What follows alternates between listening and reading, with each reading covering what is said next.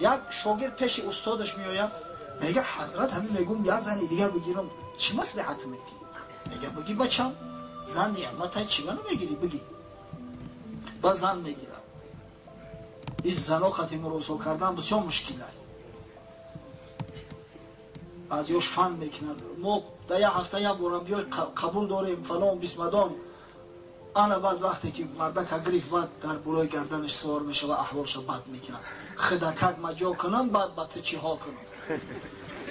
این بیچاره شاگرد آخر الامر کارش به حد میرسه به حد در عذاب کلفت میغلطه. یه روز خونه زنی که خوردیش میره و راهش نمیته خونه زنی کلونیش میره که میگه برای پیشم بیوی میداکید برم دیگه میمونه به جای خواب میمونه. بعد شب خلوت میکنه ای ایزای مردم او مسجد میآید مسجد محله میگه شب همینجا اور اومد در یک گوشه خواب کنم خیزم سحر برم.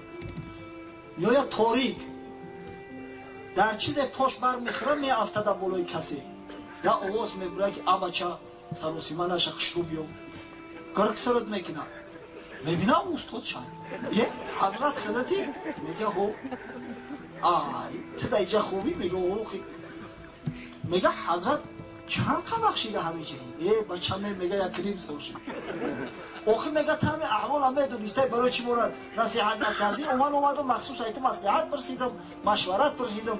میگه بچه من در همینجا خودم توخه زیق شیدم خواستم یا همراه داشته باشم این ترام همراه هم شد. ایام خاطر همین چیزا رو هر کسی که مقصد همین طری نیت داره خوب اندیشه کنه در ترازوی میزان بکشه. بعدا این زن گرفتن از برای هوا و هوس نیست برادرای عزیز.